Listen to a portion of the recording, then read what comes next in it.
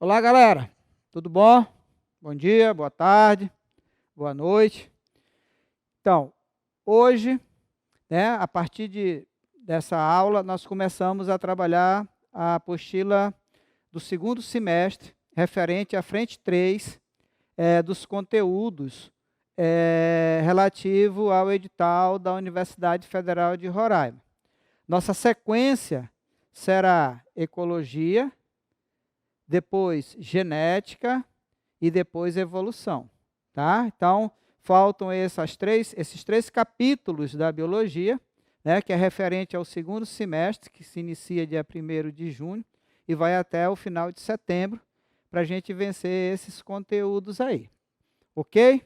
E então, continuamos, com o foco lá na nossa vaga na universidade e assistindo às aulas, fazendo os exercícios, procurando tirar as dúvidas no fórum, na plataforma ou pelo WhatsApp, aí nos grupos que vocês fazem parte, procurem a gente sempre que for necessário. Ok? Então vamos lá começar com um conteúdo de suma importância para o Enem e de suma importância também para a Universidade Federal Estadual de Roraima e de qualquer outra universidade do Brasil, que é a ecologia. A ecologia é um tema transversal, tá? Ele envolve conhecimento de várias áreas, como história, geografia, química, matemática, tudo. Ecologia envolve tudo e por isso é um tema que é bastante cobrado, porque ele requer que o aluno esteja preparado em todas as áreas para responder as questões. No entanto, e tem a questão também da nossa postura diante da natureza, diante do meio em que nós estamos inseridos, para a gente poder melhor viver, ok? Nessa primeira aula, a gente vai trabalhar alguns conceitos básicos de ecologia. Então, vamos começar dando o conceito. O que é ecologia? Então, o que a ecologia estuda? Tá? A ecologia ela estuda as relações dos seres vivos entre si, como é que os seres vivos se relacionam, tá? E como é que os seres vivos se relacionam com o meio. E como é que o meio influencia nos seres vivos, ok? Então, textualmente, a gente pode dizer que a ecologia é a área da biologia que estuda o ambiente no aspecto físico, químico e biológico. Tá?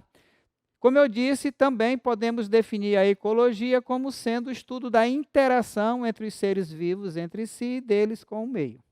Então, não é algo muito fácil, assim, não é muito fácil não é muito simples, a ecologia. A ecologia que a gente estuda no ensino médio é uma, e a ecologia, que porventura alguém vai fazer um curso de biologia, um curso superior, que precise dessa cadeira de ecologia, vai ver que isso é muito mais complexo do que a gente vê aqui no ensino médio.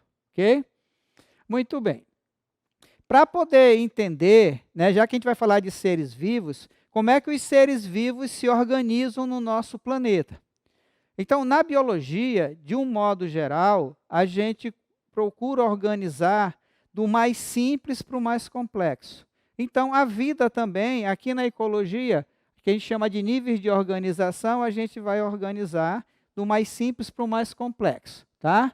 Então, existem níveis diferentes de organização dos seres vivos, que ele ajuda a gente a entender um pouco como é que eles vão se envolver, todos os componentes da natureza com os seres vivos, tá? Então, nós temos, no nível de complexidade, a célula. O que é uma célula? A célula é a unidade morfofisiológica da maioria dos seres vivos. Célula é a menor parte organizada dos seres vivos, certo? Tem seres vivos que são formados por uma única célula, como os procariontes, as bactérias, cianobactérias, os protozoários e algumas algas. O ramo da biologia que estuda a célula é a citologia. Tá? Tecido. Então, um conjunto de células semelhantes forma um tecido. Por exemplo, no nosso caso, estou em histologia, tecido epitelial, tecido conjuntivo, tecido muscular, tecido nervoso. Então, são formados por células semelhantes que desempenham funções afins. Quando a gente une 2 ou mais tecidos, a gente vai ter os órgãos. Né? O tecido, a gente da histologia, é o órgão já na anatomia, na fisiologia. Vários órgãos interligados, a gente tem o sistema. Vários sistemas formam o organismo pluricelular. Um conjunto de organismos da mesma espécie interagindo no mesmo lugar, num certo intervalo de tempo, a gente chama de população. Conjunto de populações interagindo num ambiente, a gente chama de comunidade. E o conjunto de comunidades mais o meio físico, a gente chama de ecossistema. E o conjunto de ecossistema, a biosfera. Certo? Então, níveis de organização dos seres vivos em ordem crescente de complexidade. Muito bem. Então, alguns conceitos são de fundamental importância para poder responder algumas questões na prova e ter um entendimento, né, sobre a ecologia. Um desses conceitos é o conceito de população. O que é uma população em ecologia? Então, a gente define população como sendo um conjunto de indivíduos da mesma espécie que ocupam uma certa área no mesmo intervalo de tempo. Tá? Lembrando que para indivíduos serem da mesma espécie, eles precisam se reproduzir e que seus descendentes sejam férteis. Vocês lembram desse conceito, né? Então, esse conjunto desses indivíduos com capacidade de ter um fluxo gênico de produzir descendente, vivendo num determinado ambiente, no intervalo de tempo, a gente chama de população. Tá? O conceito de população é importante, tá? Relacionar, quando você for falar de população, você tem que relacionar o espaço e o tempo. Então, um conjunto de indivíduos da mesma espécie que ocupa uma certa área, espaço, em um certo intervalo de tempo. Ok? Então, aqui nós temos uma população de araras, certo? Se eu considerar só essas aves aqui, isso aqui faz uma população, tá? Um outro conceito importante é o conceito de comunidade. Então, a comunidade ela é formada por um conjunto de populações, ou seja, um conjunto de seres vivos de espécies diferentes que estão se relacionando em um determinado lugar. Tá? Não posso perder de vista a questão da área e do tempo, porque eu vou falar de conjunto de populações. Como eu não posso falar de população sem perder de vista a área e o tempo, quando eu falar de comunidade, que é formado por um conjunto de populações, também não posso perder de vista. Ok? Então, todos os seres vivos presentes numa área com um aspecto bem definido, né? Então nós chamamos isso de comunidade. Tá? Os seres que fazem parte da comunidade, seres vivos que fazem parte da comunidade, eles são classificados de acordo com a capacidade ou não de produzir o seu próprio alimento, tá? Então, o modo de alimentação é um critério para classificar os seres vivos de uma comunidade, certo? Chamamos de produtores os seres vivos capazes de produzir o seu próprio alimento, certo? Ou seja, os fotossintetizantes ou quimiosintetizantes, as plantas, as algas, algumas bactérias, são representantes dos produtores nessa comunidade. São autótrofos. Lembra do conceito de autótrofo? São seres vivos capazes de sintetizar o seu próprio alimento. Beleza? E temos os consumidores, que são representados por aqueles seres vivos que não são capazes de produzir o seu próprio alimento. Tá certo? Então, são os heterótrofos. Tá? Então, na comunidade tem esses dois tipos de seres vivos, basicamente. Aqueles que são capazes de produzir o próprio alimento e aqueles que não são capazes de produzir o seu próprio alimento. Tá? Existem seres vivos que se alimentam tanto de vegetais quanto de animais, como nós. Nosso caso chamamos de onívoros, vamos falar nisso depois. Tá? Então, os heterótrofos, como é que os heterótrofos fazem para poder sobreviver? Ou eles se alimentam de um produtor, ou eles se alimentam de outro consumidor. Tá? Então, aqueles que se alimentam do produtor, nós chamamos de herbívoros, tá? Então, por exemplo, o gafanhoto, a vaca, o coelho, são chamados de herbívoros, e eles estão no segundo nível trófico da cadeia alimentar. Eles são chamados de consumidores primários. Então, quem são os consumidores primários? São os herbívoros. Os herbívoros são obrigatoriamente consumidores primários. Por que eles são consumidores primários? Porque eles se alimentam diretamente dos produtores. Tá? E tem os consumidores carnívoros, que se alimentam de outros consumidores, gavião, leão, lobo, certo? Que podem ser, dependendo da cadeia alimentar, ser um consumidor secundário, um consumidor terciário e aí sim por diante. Tá? E como eu disse, os onívoros, que em uma determinada cadeia alimentar, ele pode ser considerado um consumidor primário, e em outra cadeia alimentar pode ser considerado um consumidor secundário terciário. Por exemplo, quando a gente está comendo feijão, arroz, nós somos consumidores primários. Quando a gente está comendo a carne da vaca, que se alimentou do pasto, nós somos consumidores secundários, a vaca é consumidor primário e o pasto é o produtor. Beleza? Então, é assim que funciona essa classificação. Tá? E existe um tipo de consumidor, de heterótrofo, que na ecologia nós denominamos de decompositores. O que o decompositor faz? Não vai dizer que decompõe, porque aí eu não aceito, né? Isso é muito óbvio. Então, o decompositor são seres vivos que vão atuar sobre os cadáveres, transformando a substância orgânica morta em substância inorgânica. Tá certo? E eles são representados basicamente pelos fungos e pelas bactérias. Como eles atuam em todos os seres vivos mortos, então eles podem ocupar diferentes níveis tróficos, dependendo da cadeia alimentar em que ele esteja inserido. Tá? O que ele faz com a matéria orgânica morta? O que é matéria orgânica? Proteína, carboidrato, lipídio, ácido nucleico.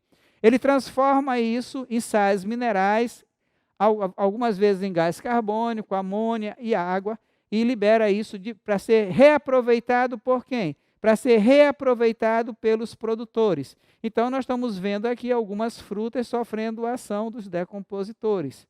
Tá certo? Então, são elementos imprescindíveis na natureza, porque eles ciclam a matéria orgânica. Tá? Eles são responsáveis pela ciclagem da matéria orgânica e são representados principalmente pelos fungos e pelas bactérias. Então, aqui a gente representa de uma maneira bem simples a questão da cadeia alimentar, certo? O que o ser vivo quer do alimento? O que você quer do seu alimento? Então, o que o alimento fornece para a gente? Matéria para constituir o nosso corpo, para a gente, se estiver em fase de crescimento, poder crescer, produzir células novas para poder crescer, ou para repor células perdidas, ou para manter o que tem, certo? Mas o alimento não fornece só matéria.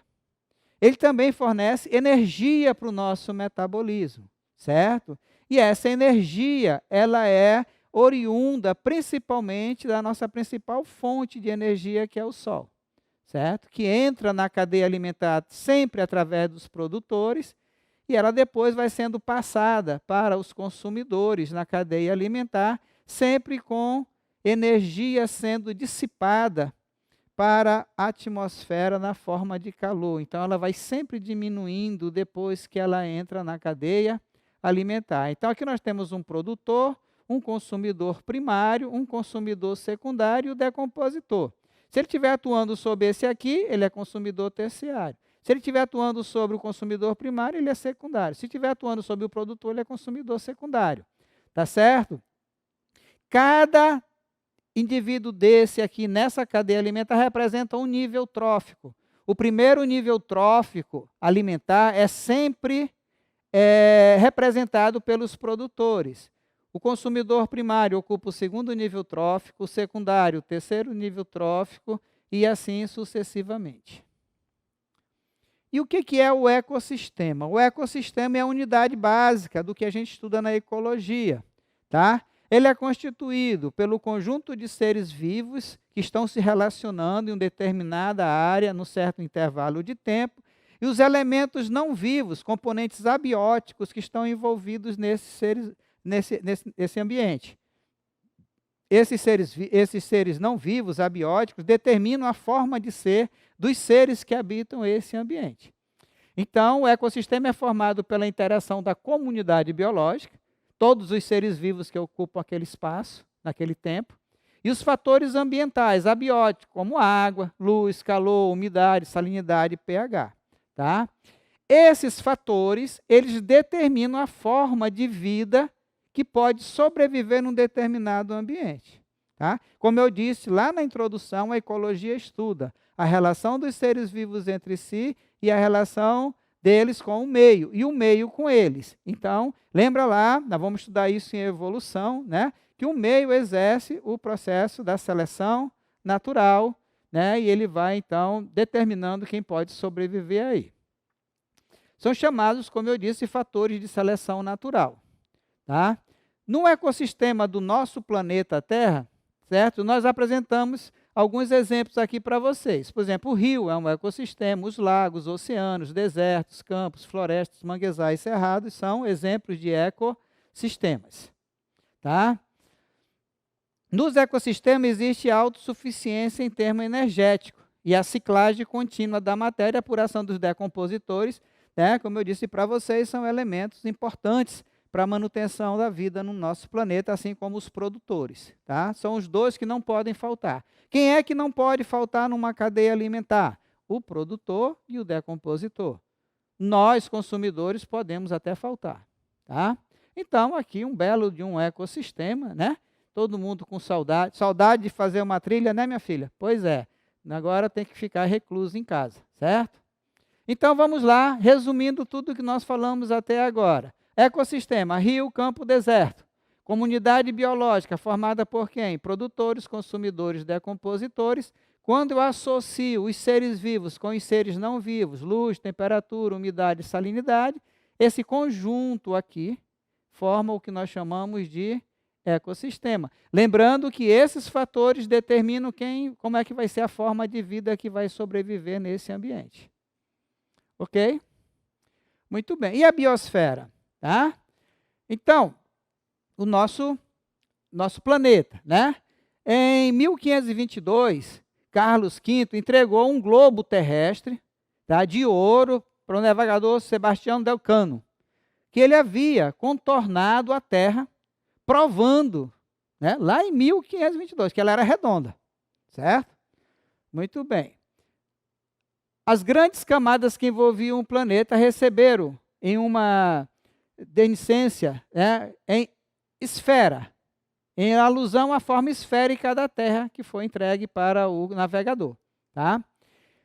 Aí, em 1665, foi criado o termo atmosfera, referente à parte gasosa da Terra, e, posteriormente, surgiu o termo litosfera, a parte mineral da Terra, hidrosfera, a parte aquosa da Terra, e, finalmente, biosfera, a parte viva da Terra. Então, como nós estamos estudando ecologia, então a biosfera refere-se à parte viva da Terra. Tá? A biosfera ou ecosfera é a esfera da vida da Terra. Tá? Compreende todos os lugares do nosso planeta onde há ser vivo. Tá? Então, esse conjunto de locais onde há ser vivo, nós damos o nome de biosfera. Tá? Tem várias maneiras da gente conceituar a biosfera, né? Mas uma interessante é quando a gente faz a relação da atmosfera com a hidrosfera e a litosfera, mostrando a interação entre eles, como aparece aqui, né? Então, a hidrosfera, então vai ter essa parte aqui, a atmosfera, a litosfera. Aqui é a aula de matemática, né? Conjunto. Essa intersecção aqui compreende, então, o que nós chamamos de biosfera. Ok? Muito bem. Outro conceito que aparece muito nas questões de ecologia, nós vamos trabalhar daqui para frente, é o conceito de habitat ou habitat. Tá?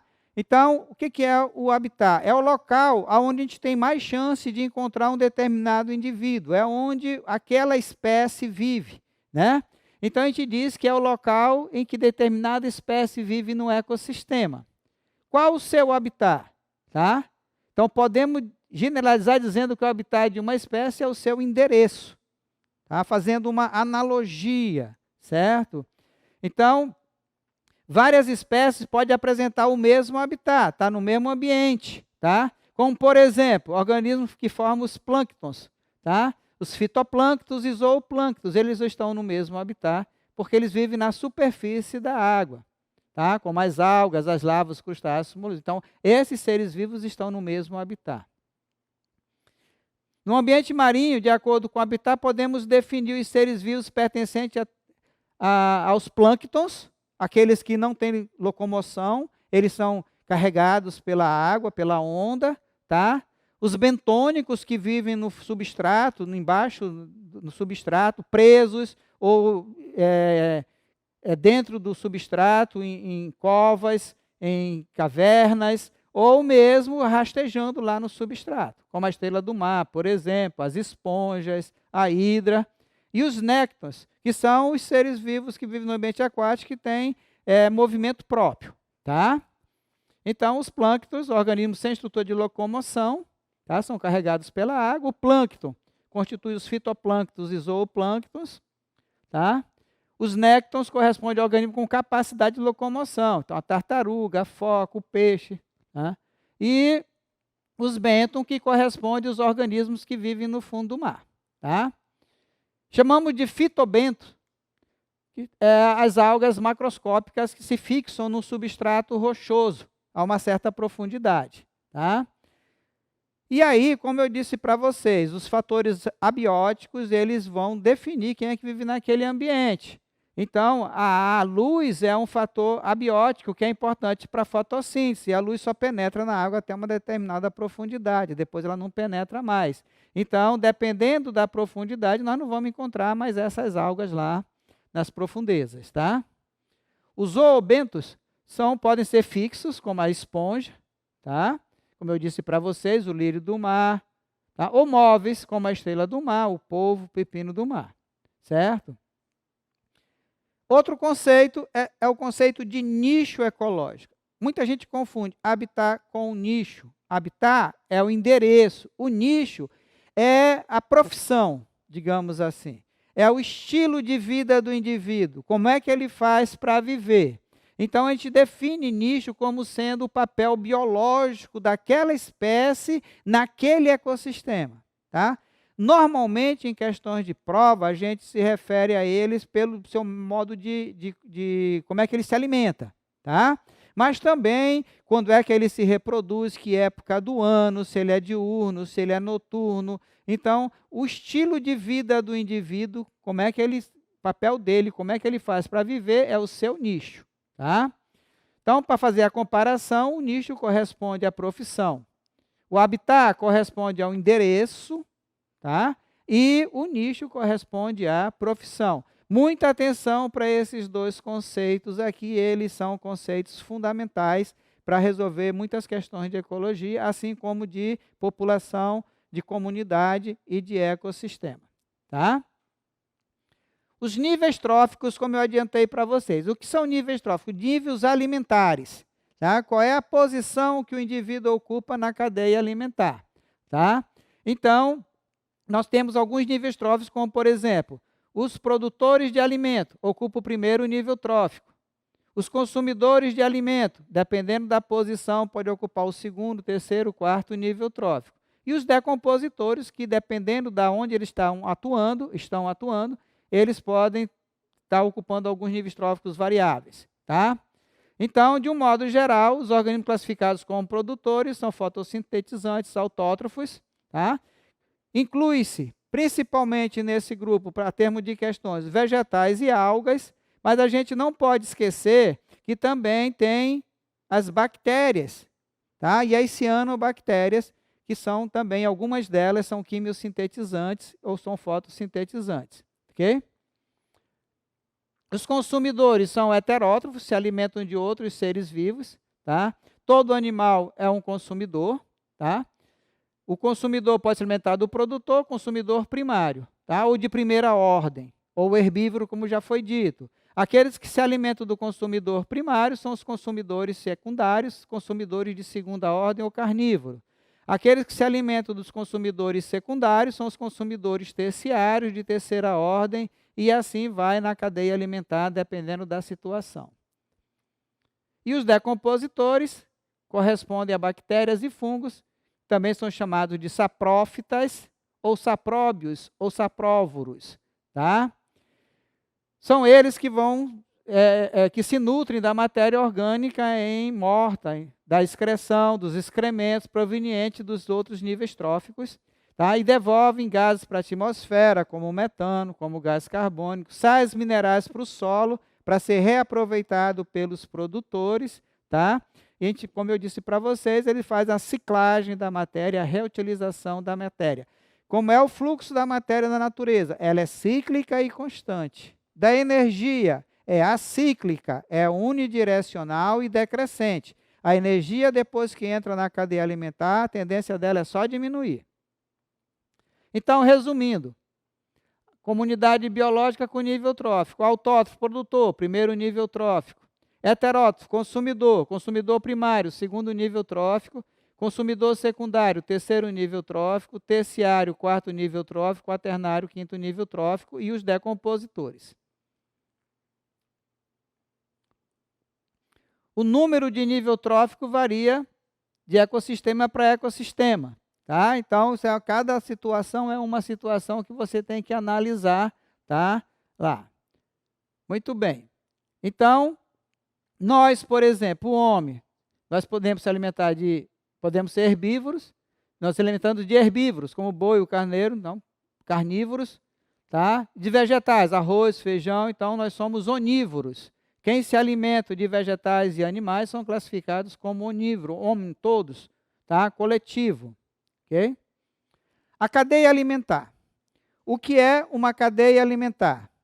Tá? Uma cadeia alimentar, como eu mostrei para vocês ali naquela figura, ela é uma sucessiva transferência de matéria e energia. Tá? E ela tem os seus níveis, como eu acabei de falar para vocês. Tá? Então, vamos tomar como exemplo os organismos de uma comunidade terrestre constituída por milho, rato, gafanhoto, cobra, aves, falcão. Tá? Podemos estabelecer a seguinte transferência de alimento. Então, milho é o produtor. Tá? Se o milho apodrecer, vai sofrer a ação de quem? Do decompositor. Mas o milho ele pode servir de alimento para o rato. Então, o rato é o consumidor primário. Ou para o gafanhoto, então, que são os consumidores primários. O rato pode servir de alimento para o falcão e para a cobra. Então, falcão e cobra aqui são consumidores secundários. O gafanhoto pode servir de alimento para a ave. Então, a ave aqui é o consumidor secundário. Se esses aqui morrerem, esse aqui morrerem, esse aqui morrerem, vão sofrer ação dos decompositores. Tá? A cobra, ela pode servir de alimento para o falcão. Então, nessa cadeia alimentar aqui, o falcão está consumidor terciário. E aqui ele está como consumidor secundário. O milho pode ser comido pelo gafanhoto, o gafanhoto pode ser alimento da ave, e a ave pode ser alimento da cobra. Certo? Então, a cobra aqui está como consumidor terciário. Então, observem que aqui não é uma cadeia, é uma teia alimentar, tá? Onde esses indivíduos podem ocupar mais de um nível trófico diferente. O falcão aqui, nessa cadeia alimentar aqui, está no consumidor secundário, aqui ele está no consumidor terciário, e por aqui ele está no consumidor quaternário. Ok? Então,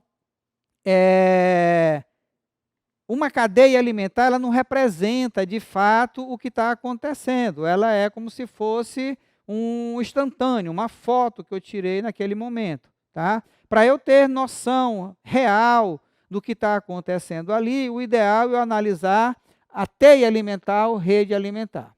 Mas fica aqui, então, o conceito de cadeia alimentar, uma sucessiva transferência de matéria e energia. Lembrando que a matéria vai ser ciclada pelos decompositores, mas a energia ela vai diminuindo. Tá? Por que que não existem cadeias alimentares muito longas na natureza? Porque o penúltimo nível trófico teria muito pouco de energia a oferecer para o último nível trófico. Então, a sequência linear, tá? Em que um serve de alimento ao seguinte, é denominado de cadeia alimentar ou cadeia trófica. Tá? Então, o milho, o rato e o falcão. O resumo daquele slide passado. Tá? Segunda cadeia, milho, rato, cobra e falcão. Terceira cadeia alimentar que tem ali, milho, gafanhoto, ave e falcão. Então, aqui, olha, produtor, consumidor primário, secundário. Produtor, consumidor primário, secundário, terciário. Consumidor primário, secundário, terciário, quaternário. Aqui, nessa quarta cadeia, produtor, consumidor primário, secundário, terciário, quaternário. Primeiro nível trófico, segundo nível trófico, terceiro nível trófico, quarto nível trófico, quinto nível trófico. Tá? O conjunto dessas cadeias alimentares de uma comunidade nós chamamos de teia alimentar ou rede alimentar. Então, do que é constituído a teia ou rede alimentar? É constituído por um conjunto de cadeias alimentares. Tá? Então, na natureza, as relações não são tão simples como uma cadeia. Tá? O que representa melhor são as teias alimentares. Tá? Se estudarmos todas as relações alimentares entre os seres vivos de uma comunidade biológica, num determinado ecossistema, tá? Todas as cadeias alimentares, nós estaremos analisando a teia alimentar. Quando eu analiso a teia alimentar, eu tenho muito mais dados para uma tomada de decisão, certo? Se eu estiver participando de um projeto ecológico. Tá? Então, o mesmo organismo quando é que o mesmo organismo pode ocupar mais de um nível trófico? Quando eu estiver analisando uma teia alimentar. Numa cadeia alimentar, ele só vai ocupar um nível trófico sempre. Tá? Então, galera, nessa primeira parte da aula, certo? Nós vimos esses conceitos básicos, ok? Daqui a pouco, tá? Na sequência, nós vamos dar a continuidade nesse tema sobre ecologia.